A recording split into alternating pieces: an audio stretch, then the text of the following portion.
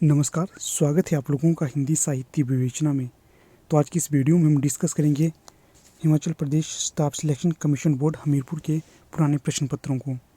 तो इस वीडियो से पहले भी हमने बहुत सारे वीडियोस को डिस्कस कर लिया है। अगर अभी तक आपने उन्हें नहीं देखा है तो आप उन्हें भी देख सकते हो। तो इस वीडियो में डिस्कस किया जाएगा इंडिया जीके और वर्ल्ड जीके को। तो चलिए शुरू करते हैं वीडियो को। तो जो पहला प्रश्न पूछा है, ये पूछा है 121। तो प्रश्न में पूछा गया है, प्राचीन समय का महान विधिदाता कौन था? तो जो प्राचीन समय में महान विधिदाता था तो वो था 21 का ए मनु। विकल्प ए सही है। अगला प्रश्न है 122।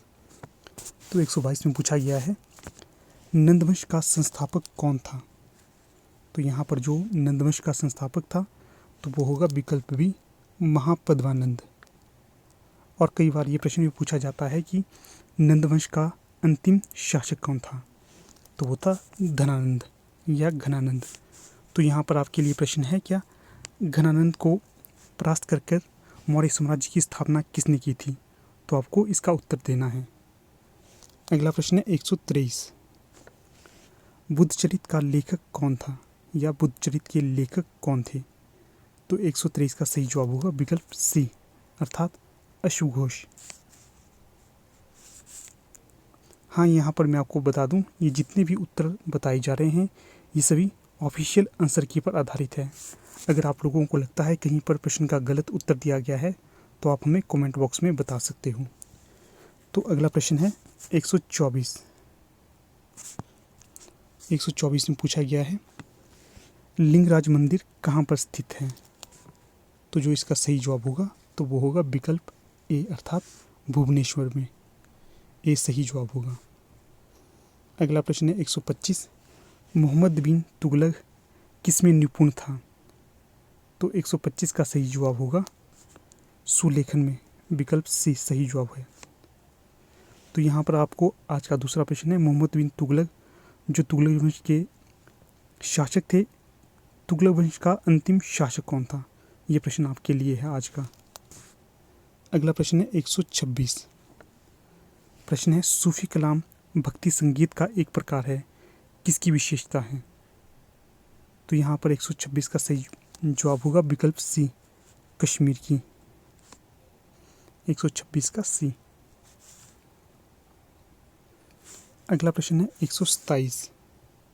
तो प्रश्न पूछा गया है, ऑल इंडिया मुस्लिम लीग की स्थापना हुई थी, तो बताना है किस शहर में ऑल इंडिया मुस्लिम लीग की स्थापना हुई थी?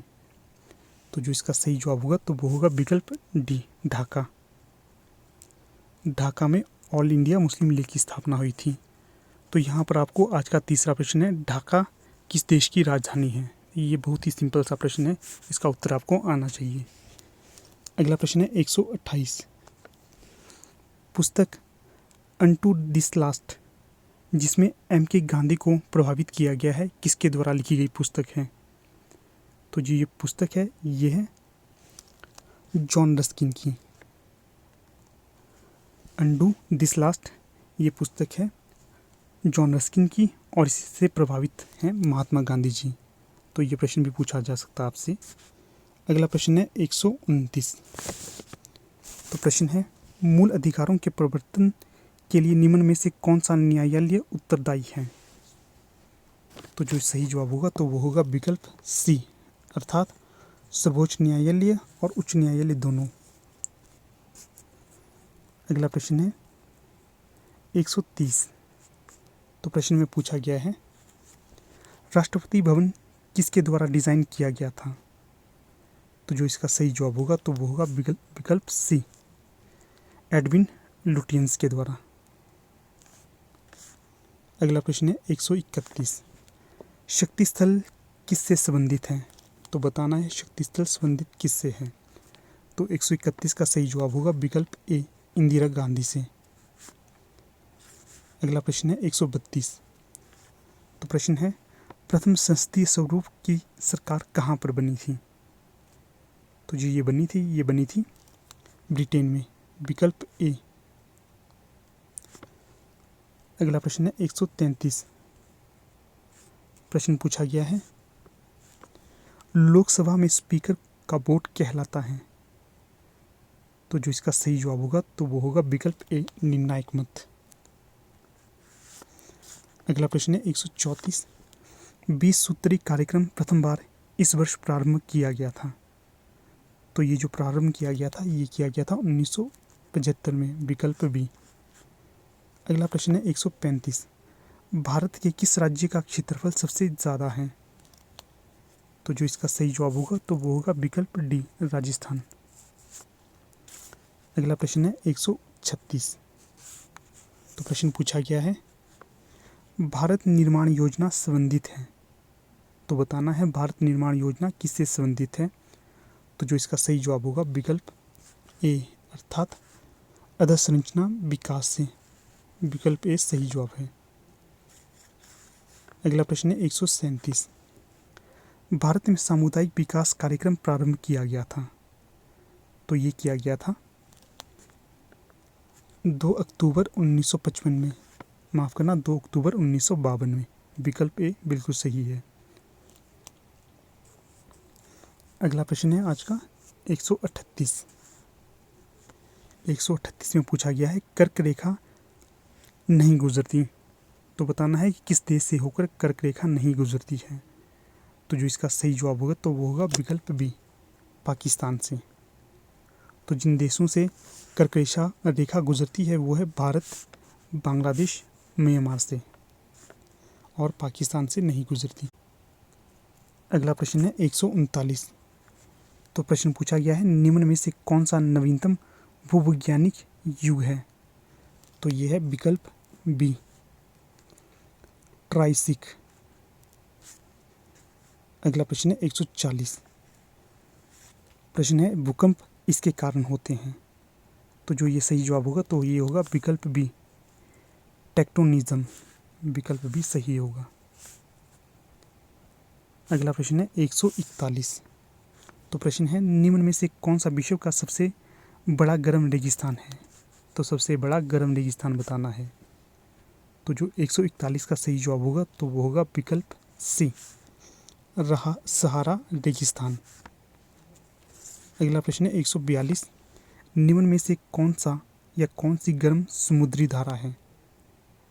तो 142 का सही जवाब होगा विकल्प बी, गल्फ धारा। अगला प्रश्न है 143। तो 143 में पूछा गया है भारत और चीन के बीच कौन सी सीमा रेखा है।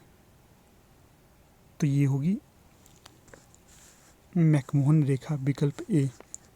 अगला प्रश्न है 144। सेल्सियम पैमाने पर परम शून्य होता है। तो ये होता है विकल्प बी, -273.15 डिग्री सेल्सियस। अगला प्रश्न है 145। तो 145 में पूछा गया है सितार और वीणा पर बजाए गए समान स्वर भिन्न होते हैं। तो ये है 145 का ए, गुण में। जो वीणा और जो सितार और वीणा में बजाए जाने वाले स्वर होते हैं ये होते हैं गुण में भिन्न, विकल्प ए सही है। अगला प्रश्न है 146। तो प्रश्न पूछा गया है प्रकाश का वेग इसमें सर्वाधिक होता है। तो ये होता है निर्वात में, अर्थात वैक्यूम में। अगला प्रश्न है 147। जब एक धातु को गर्म किया जाता है इसका प्रतिरोध कैसा रहता है। तो ये बढ़ता है, विकल्प बी। अगला प्रश्न है 148। अर्धचालक का विशिष्ट उदाहरण है। तो जो यहाँ पर अर्धचालक है तो वो होगा विकल्प बी, जर्मेनियम। अगला प्रश्न है 149। निम्न में से कौन सा ट्रांसड्यूसर नहीं है। तो जो यहाँ पर सही विकल्प होगा तो वो होगा विकल्प बी, एम्पलीफायर, विकल्प बी बिल्कुल सही है। तो ठीक है दोस्तों, यहाँ पर हमारी वीडियो का समापन हो जाता है। अगर आप लोगों को ये वीडियो अच्छी लगे तो आप इसे लाइक, शेयर और चैनल को सब्सक्राइब जरूर करें। साथ में बेल आइकन को भी प्रेस करें ताकि आप लोगों को नए अपडेट का पता चलता रहे। तो ठीक है, यहाँ पर अपनी वीडियो को समाप्त करते हैं। जल्दी आपसे मुलाकात होगी एक नई वीडियो के साथ। तब तक के लिए धन्यवाद।